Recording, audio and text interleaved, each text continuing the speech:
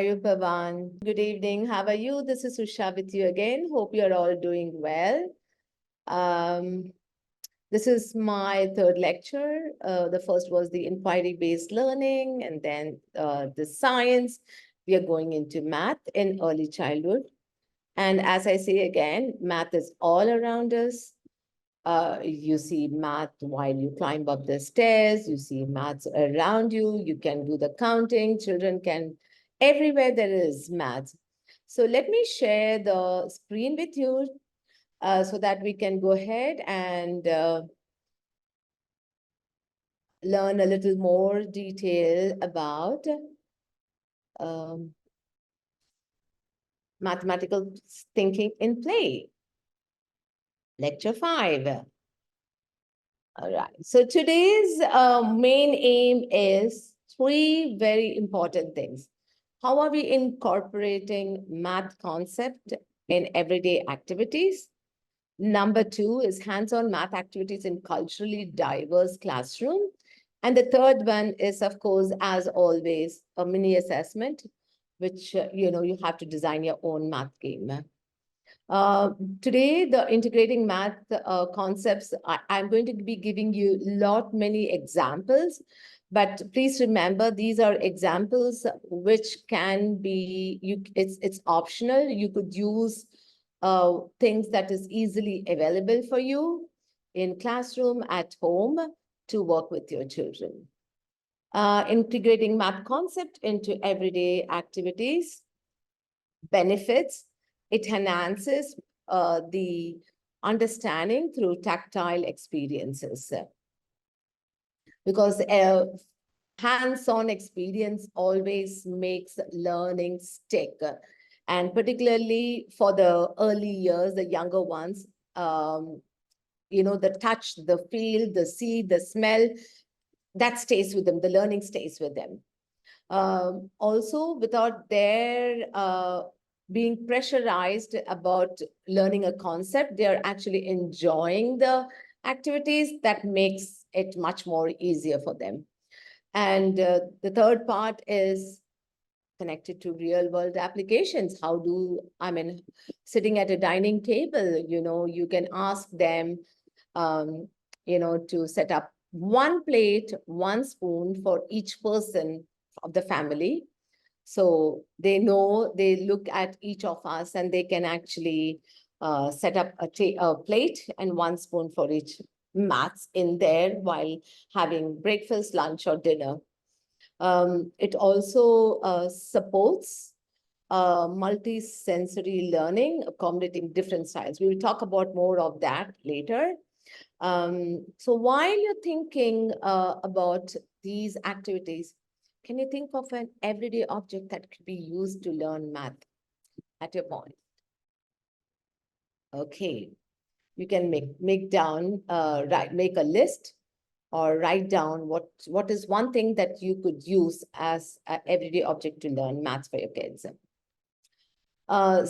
Some of the very common household items that could be used is building blocks, or Legos.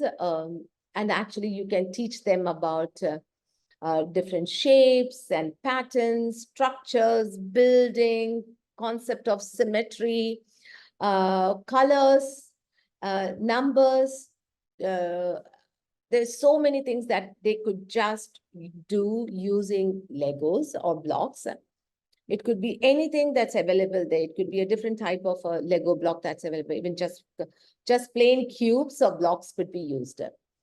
Number 2 are coins. So instead of coins, you could be using shells, flowers, pebbles, counters, seeds from the kitchen, anything that's easily available for your children to easily put their hands on to teach addition and subtraction. You could also very simply have, set up with a shop with the toys, and you can write a number for the toys. So they actually have to count the number of coins or, shells they have to pay you to buy the toy, or you be the they be the shopkeeper and you are the customer, and you could be playing that shopping game with them. With regards to measurement, you could be using cups, spoons, bowls, whatever is available, different shapes and size to teach the concept of volume, half, full, empty, and even fraction. You could say that, a quarter of the cup. It could, instead of liquids, you could be using sand, you could be using mud, you could also be using beads with them to do the measurement. The number 3 is measuring length and heights. So they could be using rulers, measuring tapes. They could be even you'll be using non-standard units like of one finger or one hand or one foot of theirs to count the number of steps or count the height or the length of the table. They could be using anything. Even they could be using a string to do the measurement. The concept of time could also be taught. Basically, of course, the clock is there where we teach them the o'clock. But I think a simple activities like, the concept of time, of waking up in the morning and, what's the next thing that you do? Brush your teeth. And next, have their snack, get dressed up, you could have pictures all around them and they have to even sort it out and put it in order of their events of the day to make it more connected for them, because that's what connects them, because they know that they will be waking up and then brushing their teeth and, putting things in order, and that they will really get connected to that. The other thing could be using puzzle pieces where it could be numbers. Once they understand the concept of numbers, they could do the matching with the puzzle pieces, with the dots. You could actually also use dice here. I'm going to be showing the dice. They can actually with the dice, they just roll the dice and the number 1 comes, they can take out one counter and keep, and then they roll the dice again, or they could be, put another 2 and then say, okay, now all together, let's count all the 2 to 3 together. So 1 plus 2 is 3. They could also, what they could do is use the roll the dice and the number of jumps to get to their goal. The other thing that could be used is a clothes peg that we use. You can attach the cards to them and match the cards with the shapes or the pictures to the numbers. With regards to the shapes of geometry, simple, anything that comes home, any object that they find around them could be used as an object to speak about shape. In the classroom, the whiteboard, their pencils, their crayons, their erasers. It could be the ball that they play with, and their tubs where they have all their stationeries, their books. My children also use the beads for them to to learn and understand about 3D and 2D shapes. With regards to 2D, you could cut these small the cardboards and make the shapes, and they understand what a 2D and what a 3D means. It's a flat and a 3D shape, right? So you could use, even if we do not have any of these objects, we could use the boxes that come to make the shapes. One of the most interesting part is the playing cards at home. The children could actually connect it with their parents because they always see everyone playing cards. So for them, here you could use the playing cards to number, shape, color, and they could use it as a memory game. You can just have, place it upside down, and they have to take out 2 different cards. take out the cards, which is upside down, and match them. If they don't match, they put it back, and then it's the other child's turn.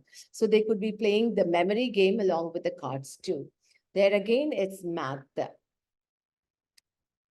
Here is what I would like you to do. This is a wonderful video for preschoolers, and I want you to watch this video and pause. Do not go to the next slide. I want you to review the math activities that's mentioned here and reflect on your experience with any activity similar to the one in the video. Have you done any such things, or do you think you can plan out any activities using these manipulatives or objects that they have used here with your children? Yeah, so you pause and you reflect, write a short note before you move on to the next slide. My second big point today is, again, activities with culturally diverse classrooms. Here again, we have children who are different types of learners. Everybody develop in their own time. Their interest is different. Some of them are visual, they learn visually. Some of them are kinesthetic, some of them are tactile. Also many of them kind of relate to things that happens at home. So it's wonderful here if you could actually connect with the parents and already explain to them what are some concepts that's being taught in the classroom, so that the parents can reconstruct the concept that's learned in the classroom at home. So yes, that's what you need to do, that explain to the parents, and so that they get a very similar experience and make math really very interesting for these children. One of the examples I could give you is maybe there's a child in your class who spends a great deal of time baking with their grandparents, baking or cooking. It could be anything that they do with their grandparents or family members. Incorporating the idea of baking in the classroom helps the child to connect their learning. So teachers can make these connections with parents to understand what type of play-based learning is happening at school. So if you have taught the concept of measurement using baking as one of them, making the cookies or making a treat, depending upon the festival that's happening around the country where we are in. You could tell the parents that while at home, the parents could use the concept of measuring at home for the children, for them to make the learning more concrete and stronger for these children. Maybe there's another example of a child who plays doctor at home. So if the parents know that at school they're learning about scales and measuring tapes and thermometers, the parents can actually use these tools at home for the child to build on what is already being done in the classroom. So taking their learning beyond the classroom is very, very, very important and more meaningful for these children. Another example could also be, you could be sending them if you're teaching them about patterns, and you can send them the blocks home so that the child builds the pattern along with their family, and they can come back and share their experience of what they did at home with their family members. So conclusion is, children come to school with the background of mathematical knowledge. They know everything, but then to be deliberate and telling that this is math, that actually allows for the children to bring prior mathematical knowledge and bridge these two things together into a new learning, to be making it more meaningful. bring what they already know, the prior knowledge and what is being taught, and say, hey, this is where the connection is, makes it it's more successful for them.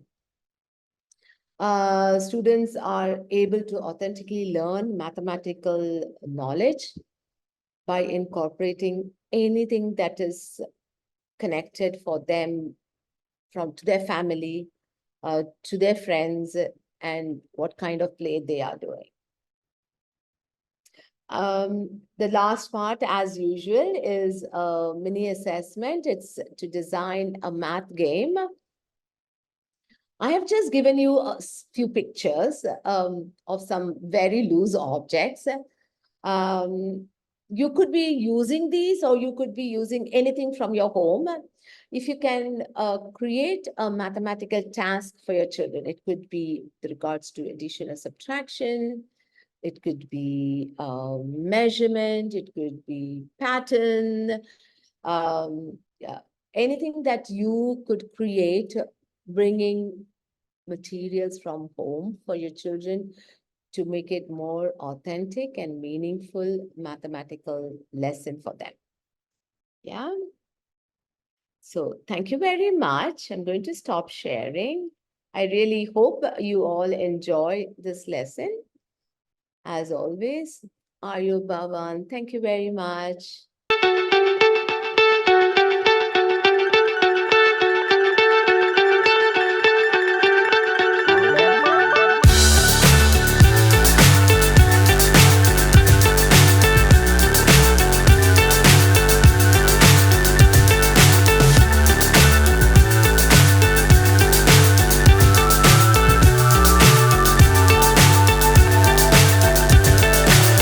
So high I'm hypnotized. What's up is down, what's left is right. Chasing stars and holding you. I can't see the end, but we'll see it through.